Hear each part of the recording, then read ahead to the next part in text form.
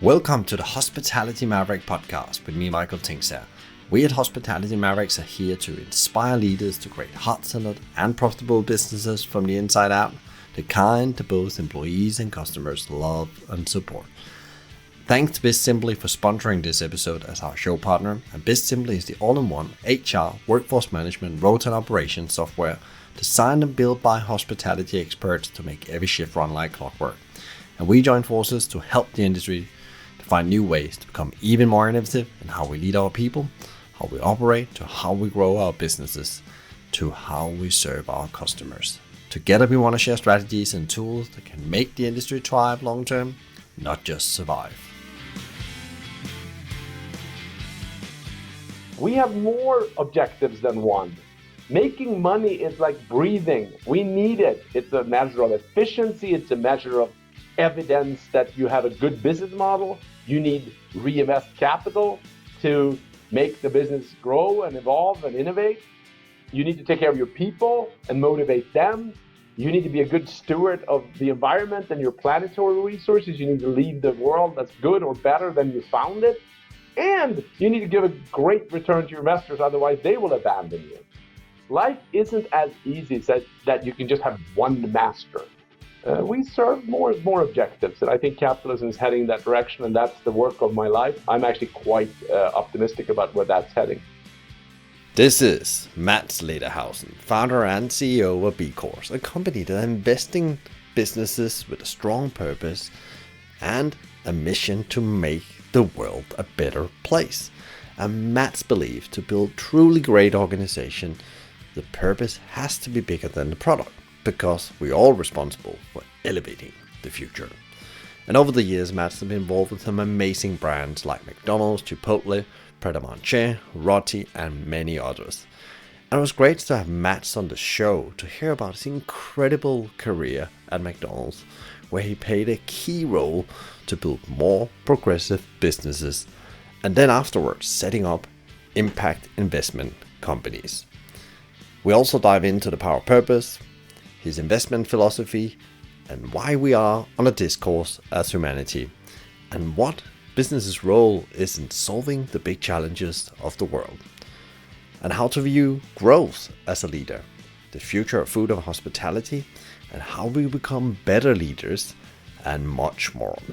Before you tune in, please sign up for our weekly newsletter packed with more Maverick insights, strategies, and tools. Find the link in the show notes or visit hospitalitymavericks.com. Now, be ready to get your perception on how to run a business challenged. Enjoy.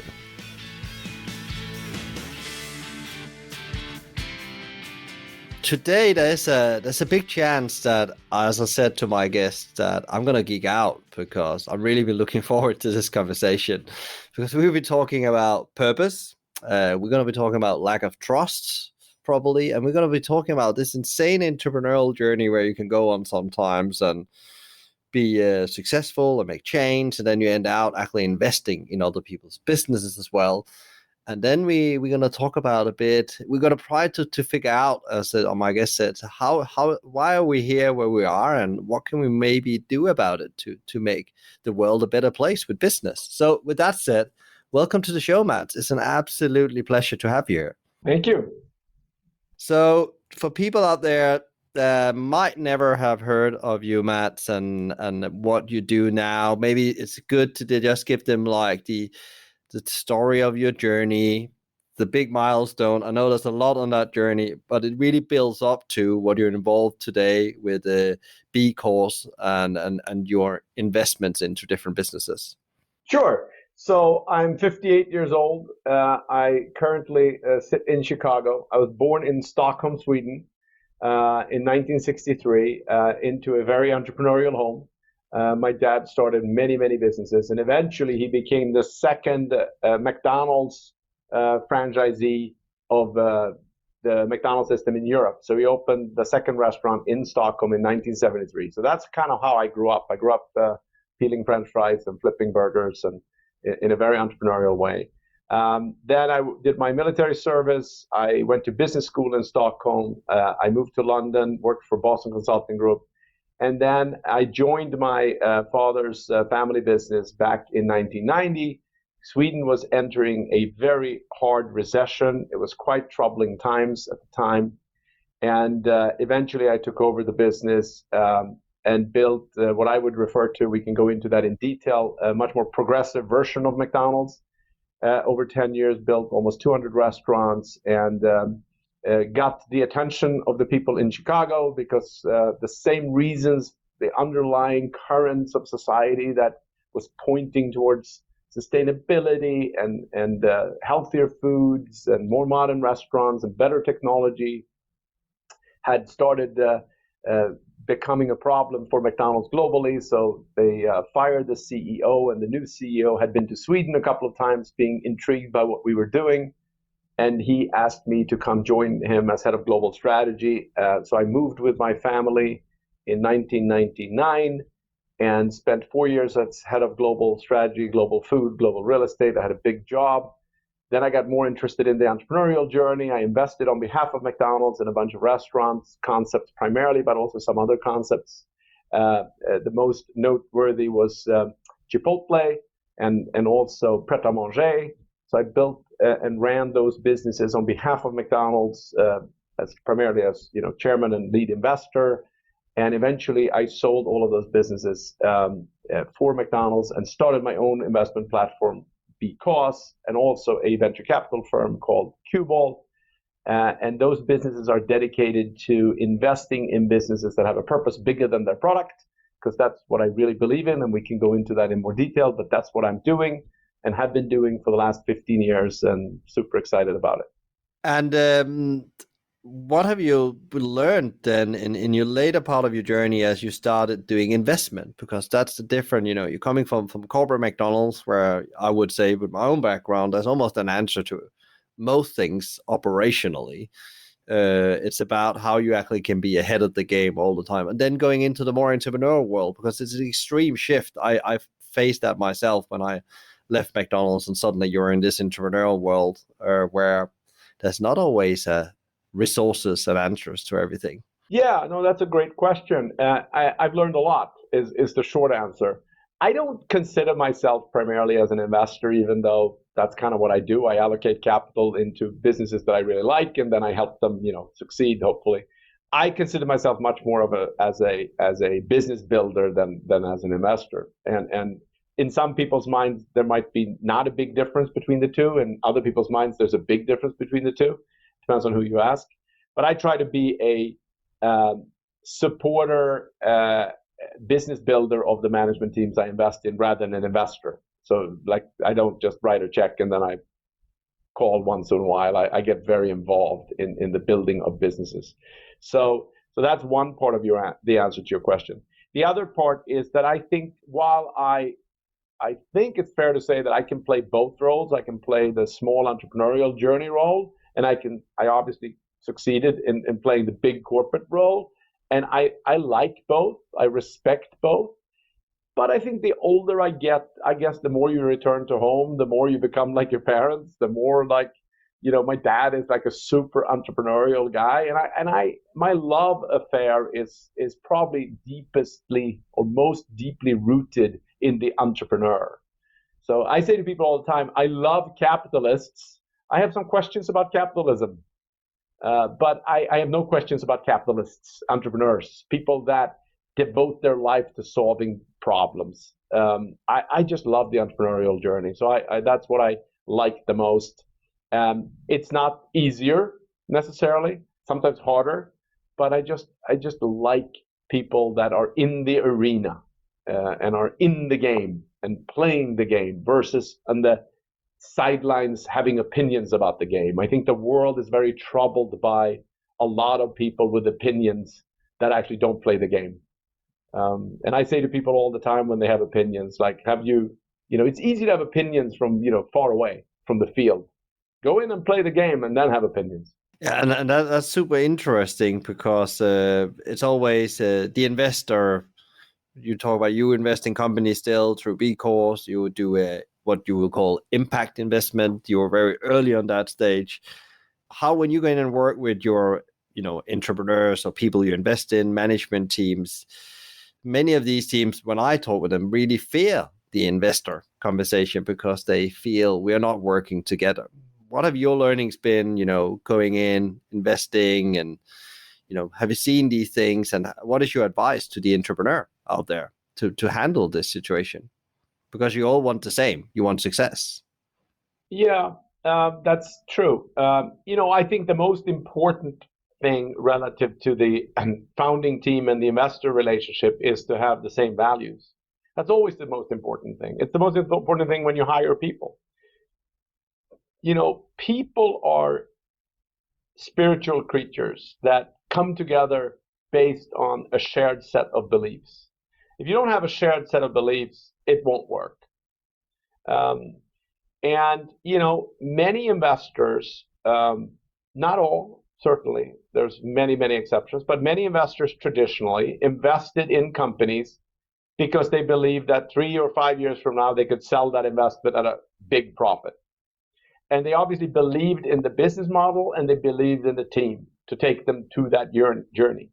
But quite honestly, purpose and what's the purpose of the business and the intentions of the business and whether they had positive or negative effects on society or whether the products they sold were really good for people, in most part of modern history has taken a back seat. Those were not questions that most investors asked. And quite frankly, most founding teams didn't ask them. Capitalism became, over the last 50 years, I would call it amoral, not immoral. Amoral, meaning it didn't take a stance on those things. It took a stance on our job is to make money within the laws of the country I'm operating. That was kind of capitalism. And to some extent still is capitalism. And what I have dedicated my life to and still am involved in is that I think that's wrong. I think business is far too an important institution in society to only care by itself or care for itself. It has to have broader intentions. And luckily and fortunately and really optimistically, I'm excited about it. I think that is now changing. It has changed, certainly. You and I we're Scandinavians. It certainly has changed in the Scandinavian, I would say, broadly speaking, European marketplace. It is pretty rapidly changing in the American marketplace. We have ways to go in some other geographies in the world for natural and evolutionary reasons, but clearly it's changing. And, the Business Roundtable, which is one of the most powerful organizations in business, which is basically all the global big CEOs, they changed the statement of the purpose of the corporation 2 years ago, which I actually didn't even expect myself to be alive when that happened. But it happened. It happened to a position of stakeholder primacy versus shareholder primacy, meaning we have more objectives than one. Making money is like breathing. We need it. It's a measure of efficiency. It's a measure of evidence that you have a good business model. You need reinvest capital to make the business grow and evolve and innovate. You need to take care of your people and motivate them. You need to be a good steward of the environment and your planetary resources. You need to leave the world that's good or better than you found it. And you need to give a great return to your investors, otherwise they will abandon you. Life isn't as easy as that you can just have one master. We serve more objectives, and I think capitalism is heading in that direction, and that's the work of my life. And I'm actually quite optimistic about where that's heading. And that's interesting. We'll come back in a moment to talk a bit about business as the solution for some of our world's big challenges, both for the planet and for society and for humanity. So you have a weekly newsletter, and that was actually where I started to follow you before I reached out to you. It inspired me a lot, and I learned a lot, and makes me reflect a lot. And recently you put out, you've been to the TED Talks, and you send out this, all the TED Talks you should listen to, and it was the one with Elon Musk. And I think, just to let people know, I've never really tuned into Elon Musk because it's a different world than but this really one any business owner should listen into, because I agree with you, say there, he sees things in a different light, and it might help us as we run businesses. But that comes back to me again when there's a red thread through your newsletter where you talk about we are on some kind of discourse as well as humanity. Even though you say you're optimistic and business can be part of the solution, you also say there's a lot of tension here in the world, and it's getting worse. Can you talk a bit about that and what it means for you, and so we can get some clarity, because we all know it, Brexit, what else has there been, like war in Ukraine? There's so much, and pandemic, there's so much discourse in general, just between individuals, but also between nations right now. It's a big question. It's a big question, Michael. Let me try to do my best, and please interrupt me if I go off the tangent here. But I think at a meta level, at the highest level, I think humanity finds itself at a place of disequilibrium. We're at a state of not equilibrium. There's no harmony between all our different positions. And I think you can refer to this as a shift in paradigms, a shift in story. The best way to think about this, I think, is what Yuval Harari, the great historian that wrote, he's written great books like *Sapiens* and others. He said a few years ago, when he was asked, why are, there's evidence that people are more depressed and more lonely and more suicides and more crime and more. There's a lot of evidence that we have fewer babies, and there's all sorts of evidence that humanity is in a rough spot right now. And of course, the pandemic and the war have added just to that. This was before that. But he said, on the one hand, there has never been a better day to be born as a human being ever in the history of the world. And the problem is it doesn't feel like that. And that's kind of where we are. It's like, if you look at it factually, in terms of materialistically, how many people have food for the day, how housing, living conditions, income levels, global poverty, diseases, you can look at any metric, and it is undeniably so that you would want to be born today versus at any other time in history. But it doesn't feel that way. So why is that? Well, I think it is because we have changed the paradigm which we grew up with. And we have we are entering and have entered, I would argue, a completely different world. And all of us that are alive today have no relationship with that sense and what it feels like to enter a new world. Last time it happened was when we entered the industrial age, right? And we weren't alive then. Our parents weren't alive then. Our grandparents weren't alive then. So we have no connective tissue to what it is to transition an entire era. But it's not the first time it happens in history. It's happened every couple of hundred years, right? The Enlightenment, the Renaissance, so we've moved to different eras before. And I would argue, and have argued for a long time, that in the last 30 years or so, we are going through this very painful shift from one way of thinking, one way of working, one way of being, to an entirely different type of world.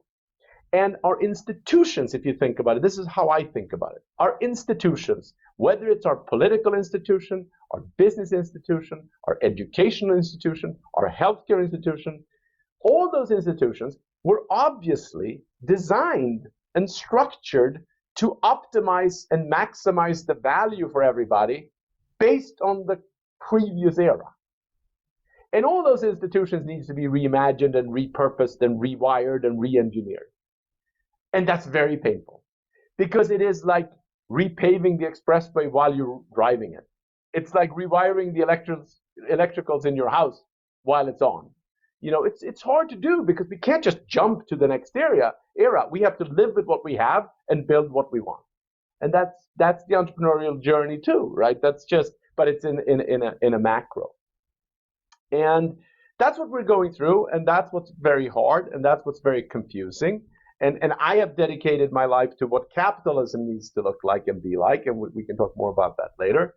But I have lately, and it was really the pandemic that triggered it for me, come to the conclusion that capitalism as an institution, if you think about that as an institution, relative to all other institutions, are by far in the best shape relative to the future.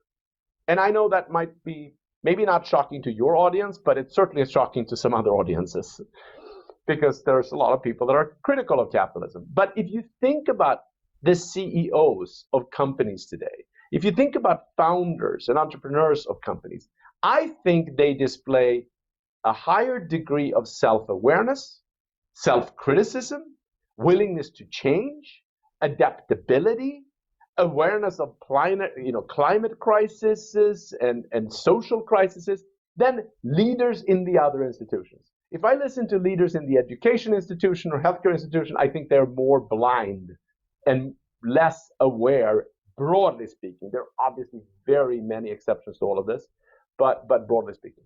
So what I started thinking about was the one thing that makes me the most nervous and worried and anxious about the world is the collapse of our public discourse, at least here in America, but I think it's not much better in Europe, meaning people have lost the ability to kindly, respectfully, and in a civil manner have a discussion about different points of view without hating each other, without wanting to kill each other, and without shooting down each other. And this has been amplified by the whole social media machinery. And I'm quite concerned about it. And I see it in my companies. I see it with my friends. I see people don't talk to each other anymore just because they have different political views. And it's very unhealthy. And I also don't think we are in that much disagreement, actually. I think we disagree with Putin. That's very clear. But I don't know if like Swedes and Danes and Americans, if we're that much in disagreement. I think we typically, most of us in the Western world at least, subscribe to very similar basic human values, with some nuance for sure. And there's obviously disagreements on, how to equitably distribute the wealth we've created. That's one of them. There's disagreements on how aggressively we should pursue climate, resurrection, if you will, or climate change. There's some debates we can have and should have, but we should have them civilly. And so I started writing a newsletter to my community and try to build a community where people engage and actually are willing to listen and read articles and ideas that are slightly uncomfortable to them, because I think that's healthy. So in every newsletter, I bring some topic up. I typically have a couple of links. I try to people leaning left, I try to give them some, right-leaning stuff, and people leaning right, I try to give them some progressive stuff, and all in the spirit of love, promote understanding. It's called In Pursuit of Elevation, trying to make more sense of the world.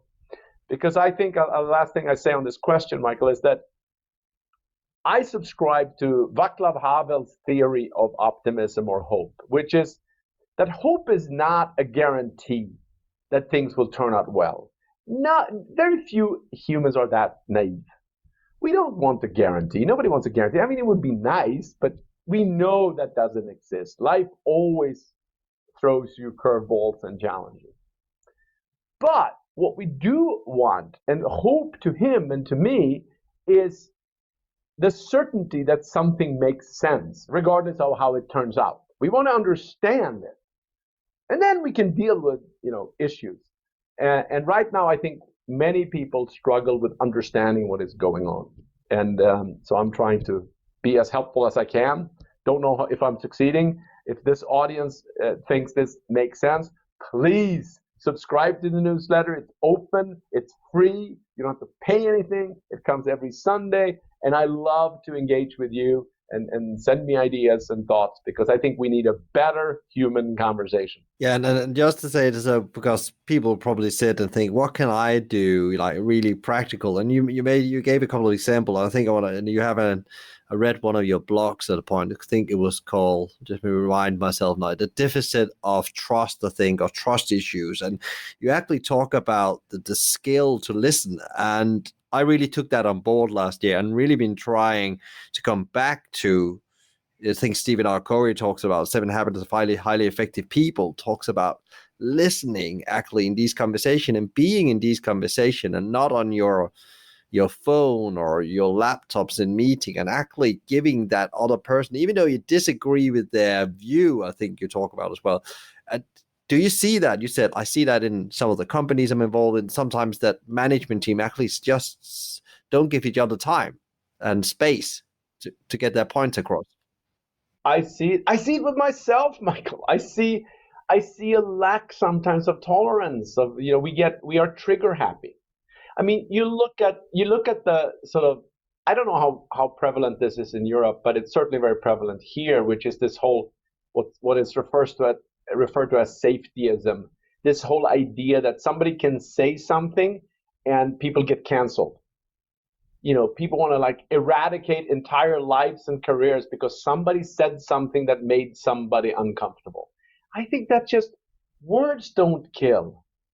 I mean, some words are very hurtful and very inappropriate, but we shouldn't be that upset. And I try not to be that upset if somebody says something really hurtful to me. I try not to. They probably didn't mean it. They were probably in a bad spot. I just think we need to dial down our emotions a little bit about conversation and just try to listen to what people are saying. When somebody is very emotional, they're obviously very upset for some reason. And our job as a fellow human is to understand why they are that upset and try to listen for why they are so upset. And then help them together figure out what we can do about it.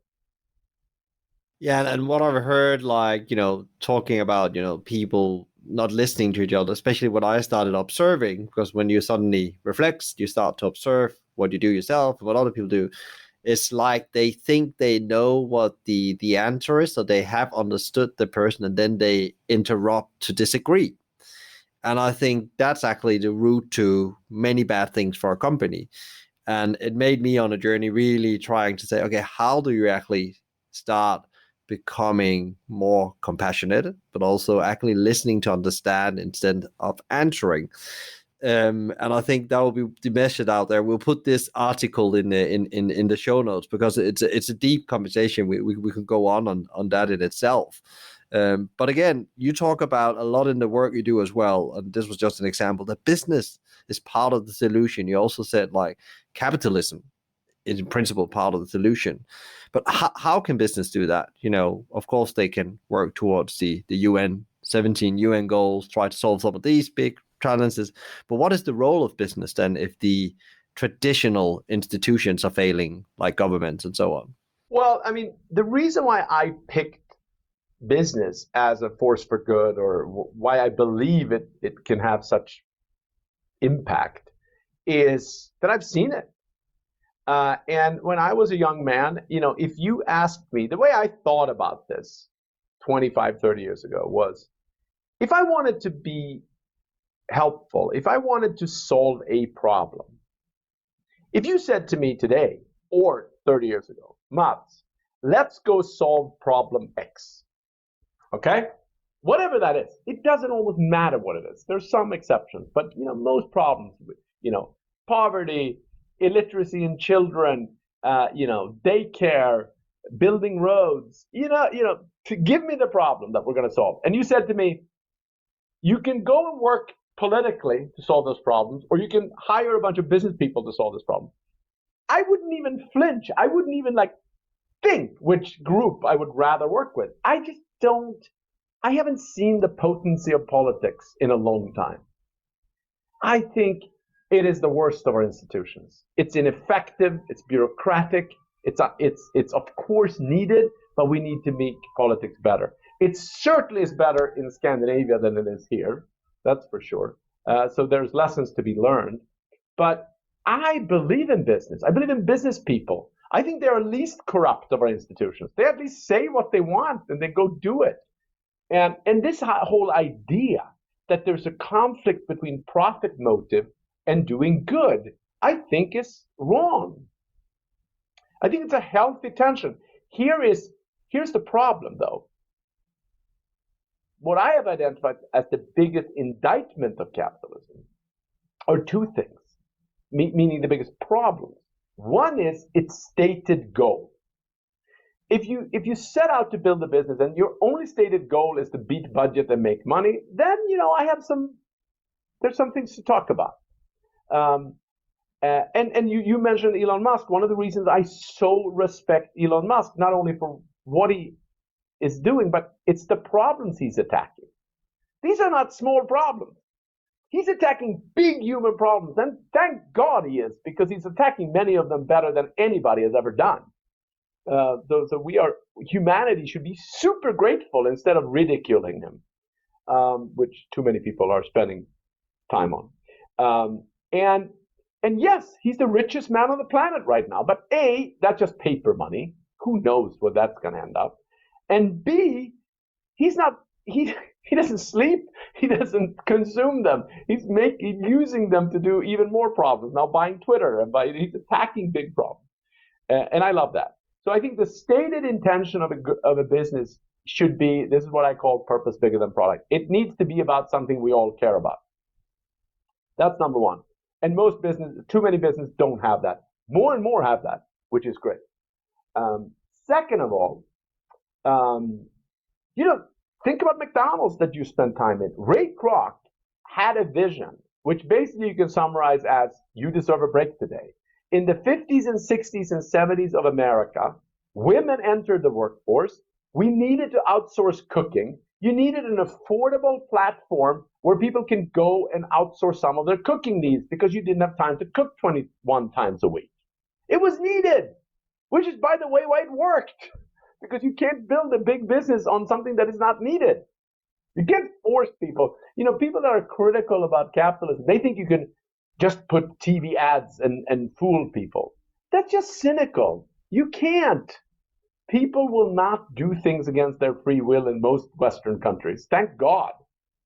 So anyway, so businesses that scale and businesses that are good needs to be about a broad human need, and solve a broad human need. B, the time horizon of everything in society has shrunk. And that's a major problem. I usually call this, we live in a short-term world with long-term problems.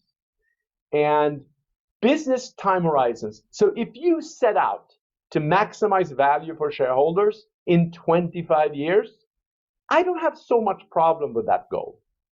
Because in order to create real value for your shareholders in 25 years, you have to create value for your employees, you have to create value for customers, and you have to be a good neighbor and good standing community member, because otherwise, you won't find office space, it won't work. So over a long period of time, your stakeholders' interests align.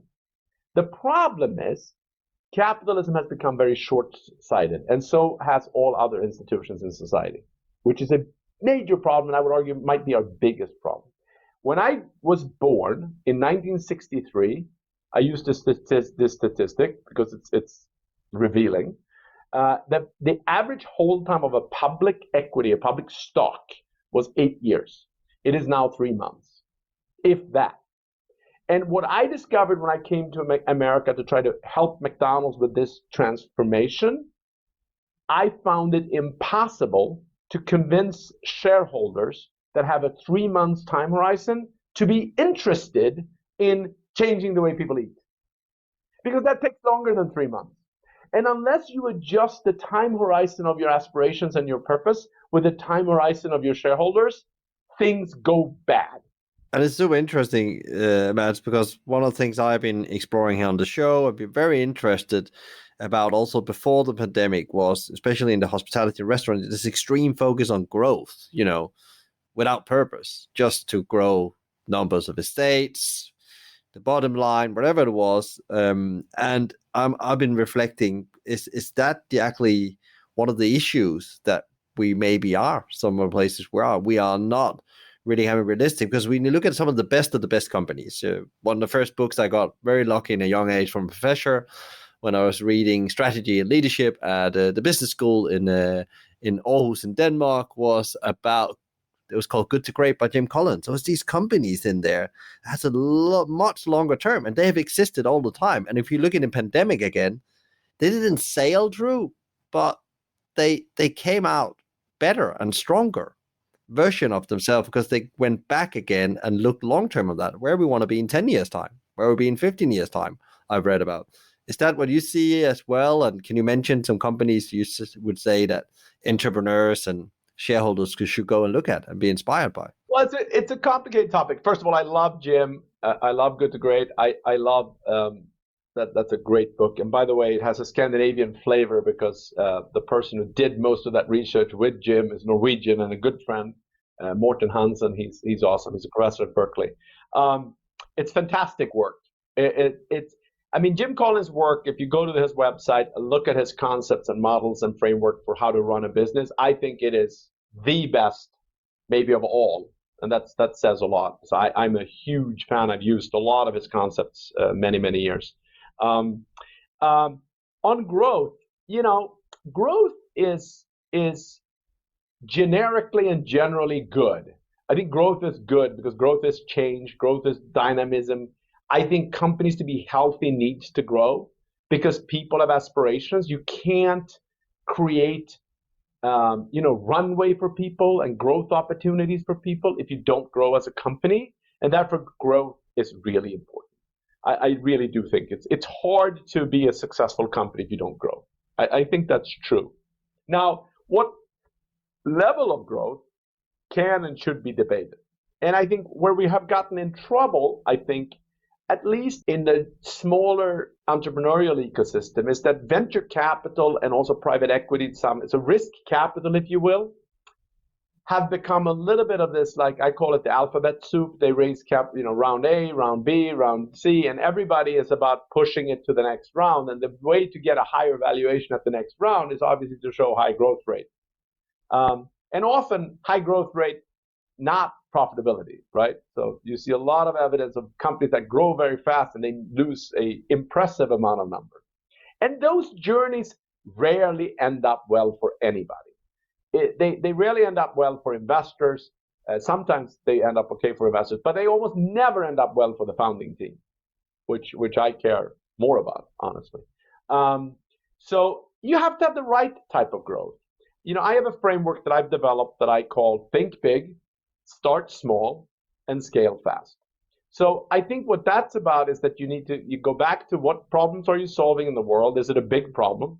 Does it have a lot of demand?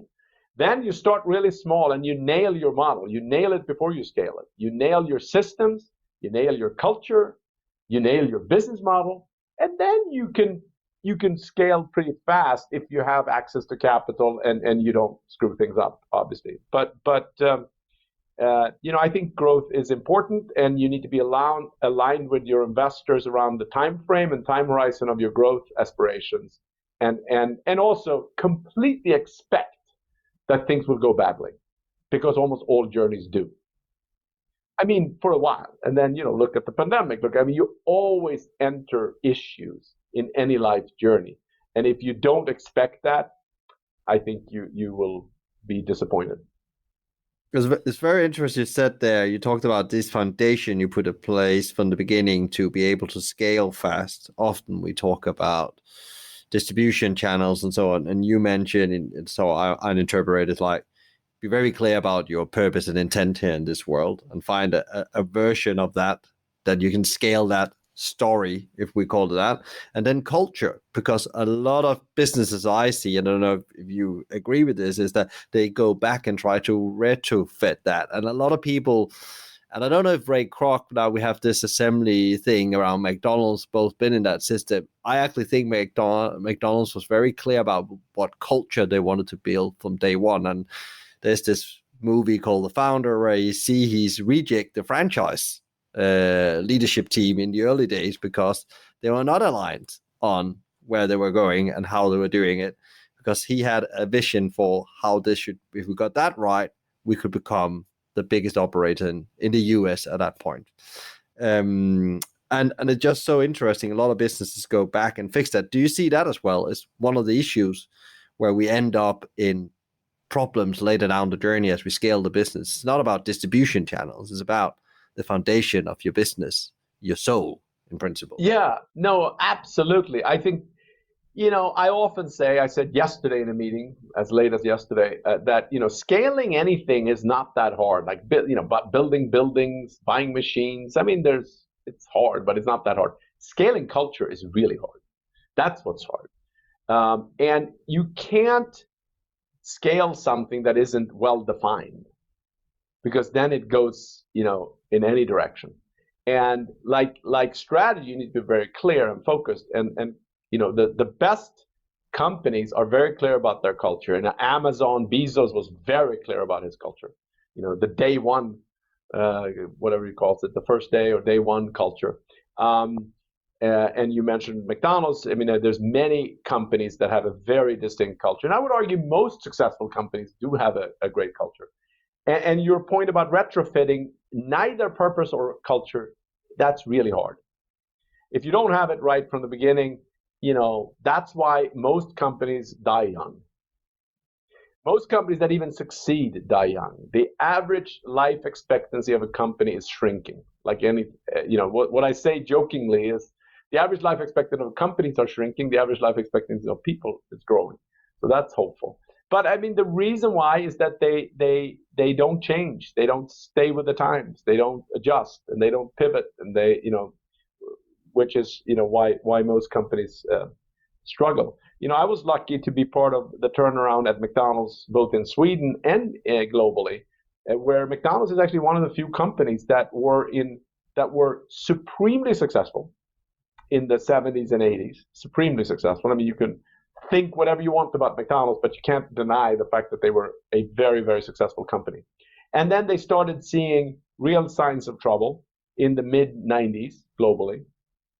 And they bottomed out about a year after I came to America, and we had real problems. I mean, real problems. And I would say most people, sometimes including myself, doubted that we could ever turn this around. Because when a big company starts doubting itself, and people start doubting them, shareholders start abandoning you, the evidence of large companies that can come back to another growth journey, I think there are 5 companies last time I checked that ever did that. And McDonald's is not one of them, and I'm very proud to have been part of that to a small extent. But McDonald's came back and is bigger and stronger than it's ever been. So that's helpful, even though I'm not part of it since many, many years, but it's rewarding to look. And there's some others, the most, I think IBM is one of them. They came back. They were severely challenged for a while. But if you look at the number of companies that have stalled and where they've lost a lot of value that have then come back, very few. I mean, you can count them on like maybe 2 hands. Yeah, and it comes down again to the culture factor and the ability to reignite that culture factor. You've been involved in food, hospitality from an early age on. You followed it through the pandemic. You have investment into the hospitality scene. So what is hospitality's role? Because hospitality has just been in the knees, and now we need to make the world a better place. What is food businesses and hospitality business role, in your view, to play in this?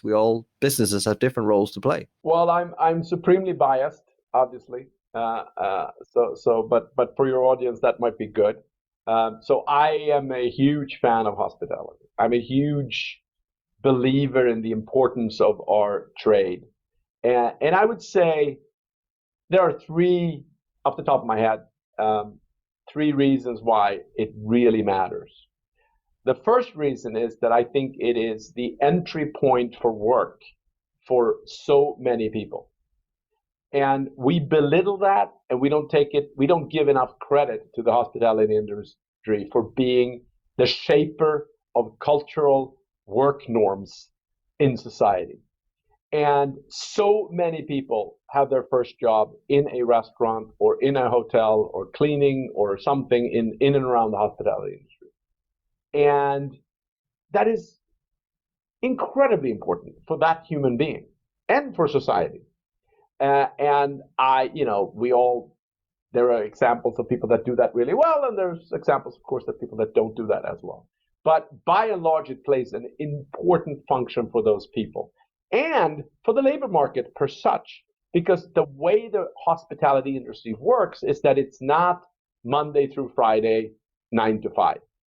So it offers job opportunities for students, for people that have different work needs. That is very, very helpful and helps elasticity and demand and supply adjustments. And it just plays a really, really important role for economic and spiritual and learning reasons. People learn. You know, you can interview a lot of people, and I did that once. You know, I wanted to do a big campaign. In fact, we did a campaign in Sweden about famous people whose first job was at McDonald's. And they're not few. And all of them will say the same thing. It was the best thing I ever did. I learned coordination. I got self-confidence. I learned how to communicate. I learned how to routinize things. I learned the power of systems. I learned collaboration. I learned service. I learned the importance of smiling. I learned how to hustle. You know, so I think it's just really, really important. The other part of the hospitality industry that I think is very often neglected, which I love, and maybe the thing I love the most, is that very few jobs in our world offers the opportunity to start at the bottom and end up at the top. You know, very few nurses become doctors. Very few airline stewardess becomes pilot. Very few teachers become professors, more so maybe than the other examples, but not that many. But a lot, I would almost all CEOs of restaurant companies started at the basement level, so to speak, mopping floors or peeling potatoes. You know, when I was at McDonald's, 60% of all the officers, all the vice presidents or above in the company started as crew. That's amazing. At McDonald's, the last, you know, of all the CEOs in the history of McDonald's, I'd say almost all but 2 or maybe 3 started as crew. It's amazing. It's an opportunity. It's a social mobility elevator. You know, you can start, if you really don't know what to do as a young person, go into a franchise restaurant chain and start at the bottom. And if you really are dedicated and disciplined, you can end up running that place. And I can't say that about just about any other industry. And I think it's a fantastic part of it. And the last thing I'd say is, particularly as it relates to restaurants, is that we have a social crisis going on. People eat alone. People don't talk well together. We talked about that before, about this whole need for a better discourse. I think food brings people together. And it's the most natural way for people to sit around a table and be human together, by breaking bread, by eating, by sharing stories. It's the campfire. It is something the world needs more of, and needs more desperately today than ever before, because we are screened to death. We've technologized to death. We need our humanity back, and food can be the entry point and should be the entry point. And I wish families took it more seriously to really use dinner time and meal time to be together and talk about what happened today. And restaurants can play a really important role of enabling that type of experience. So I think the hospitality industry is really, really important. That was really, really great answers, because also it comes down to what the core of hospitality is about. And I think lots of people have forgot that, especially in these times where people don't see hospitality as an opportunity for a good career anymore. And these things are really important. We get these messages out about the industry. What is your short thought about the future? Because there's a lot of, optimism is hard to find in the moment, even though we came out on the other side, the people is out on the other side. Now there's inflation, and what is this new big thing around the corner that's coming? What's that going to mean? Well, I think the good news, as with all questions, there's always good news and maybe challenging news. The good news is I don't think eating is challenged by technology completely, meaning I don't think we will live ever in a world where you fill your food needs by pushing a button on a phone and you're done. Now, it certainly that, and the bad news is a lot of it is delivered that way, ordered that way, and delivered that way. But it's still food. So meaning you're not, if you are a restaurateur, if you run a restaurant, the demand won't go away. I don't think people will return to cooking their meals from scratch at home. I think that's not going to happen. That's just going to be fringe. So I think the demand is strong, but restaurants need to, like all periods of transition, the pandemic was certainly an opportunity to practice some of this and adjust into a new way of behavior. And get your tech stack in order and get delivery to work better and figure out packaging so that the food shows up well and hot and enticing. But I think you and I learned that at McDonald's. I think quality, service, cleanliness, and value are still what drives restaurants. It's not that complicated. You need to serve food that people love, that they want more of. You need to serve them fast, reasonably fast. People are not going to wait for hours to get food. And you need to, be clean and hygienic and safe. And you need to serve them at a price that people can afford. And if you're fine dining restaurants, that may be less important. You can afford, and people will spend more. But if you want people to come more often, you need a lower price point. That hasn't changed. The one thing that I am passionate about, that all my current restaurant investments are about, is that we have a health challenge, and particularly in America, but also in Europe. We need to sell food that is good for you. And too much of our diet in the Western world is not good for you. We eat not enough plants. I mean, most restaurants serve 10 to 20% of their plate plant-based, and the rest is, carbs predominantly, and some proteins and animal proteins, and sugar and salt. And I think the diet needs to be pushed aggressively into a plant-forward type of diet. And I'm not suggesting vegan. If you want to be vegan, that's fine, and that's obviously more plant-focused. But I am suggesting that we need to replace a lot of the carbs and the sugars with more plant matter. So, I think a plate should be 60, 70% or 100%, somewhere between them, of vegetables, basically. And that's what we need to eat. And restaurants need to do a better job. And certainly in Scandinavia, you see a lot of more evidence of this than you do elsewhere. But, I'm certainly, all my concepts are very plant-centric.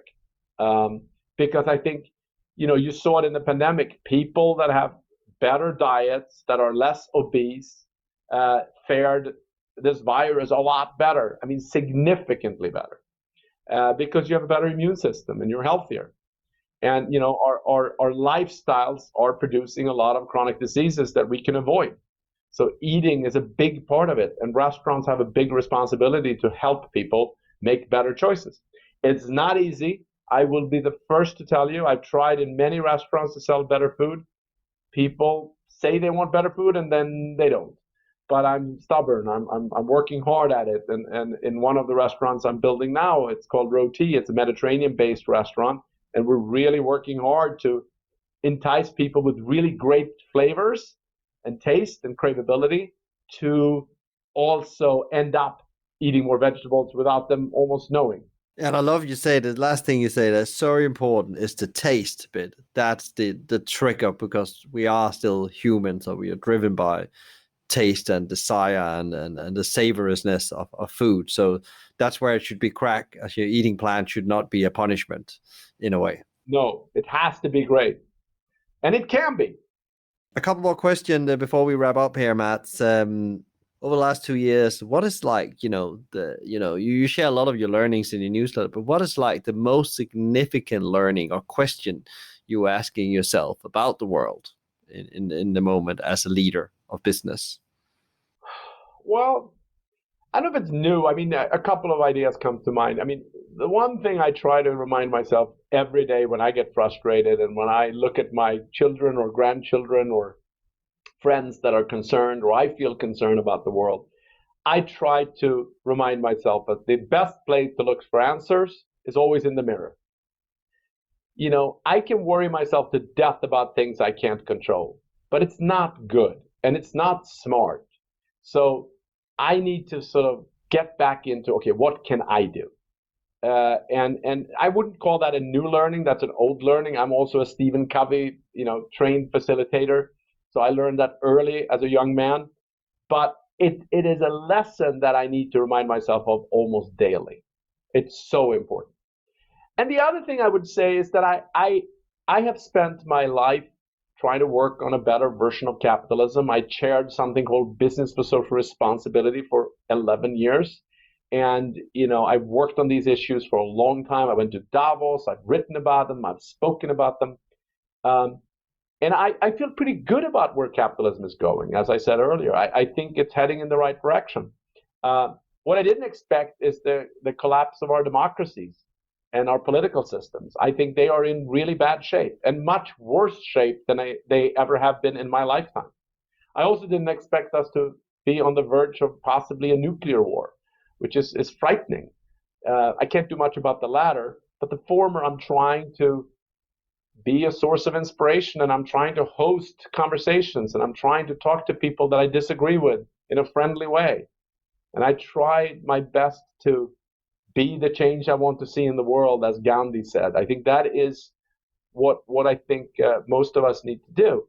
And the last thing I'd say, and I say this to my friends all the time, a lot of people watch politics, and I think they share my concerns. I don't know about you, but I think people are not very happy with where we are.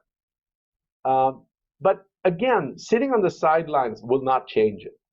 And Jerry Garcia, the famous musician from the Grateful Dead, he had a saying that I love, that I use a lot. He said, somebody's got to do something, and it's just incredibly pathetic that it has to be us. And I would just encourage all the people that listen to this, let's figure out together what we can do about this. Because we, reasonable, regular people, can change the world. In fact, it's the only thing that ever has. Don't leave it to those people we don't currently trust. That's a mistake. So let's get in the game. That was a absolutely great way to end the conversation. It's us that has the power for the change and make the world a better place, no matter how small it is. Everybody can push the swing wheel, as he calls it, in good to great and get more speed on that. Thank you so much, Mats, for joining the show and sharing your story, your insights, your views, helping us figure out a bit more about the world and how we take that into business and how we do more good with business. It was my absolute pleasure. Thank you for doing all the work you're doing. Thank you so much, Mats, for this great insight into how you can use business to make the world a better place. You should now reflect on how can I ensure my business lives its purpose and make positive impact. To get further inspiration on how to make more impact as well as great business results, tune in to episode 154 with David Dressler, who is the founder of Quiet Advisory, on creating a soulful workplace. And if you enjoyed today's conversation, please share, rate, review, or subscribe to one of our channels, which all can be done via the website at hospitalitymavericks.com. A big thank you to BizSimply for supporting us, bringing great insights, strategies, and tools to help the industry thrive, not just survive. Check them out at bizsimply.com or on their social at bizsimply or bizsimplyhq. You can also email them directly at advice@bizsimply.com. A big thank you to Fina Charlton, who is the show producer and editor from the Podcast Collective. Tune in next time for another interview. And in the meantime, find out more about us and subscribe to the newsletter and more Maverick insights at hospitalitymavericks.com. Don't worry, if you didn't get all of this, there will be links in the show notes. I'm Michael Tingstead, and you've been listening to the Hospitality Maverick Podcast Show. Be Maverick.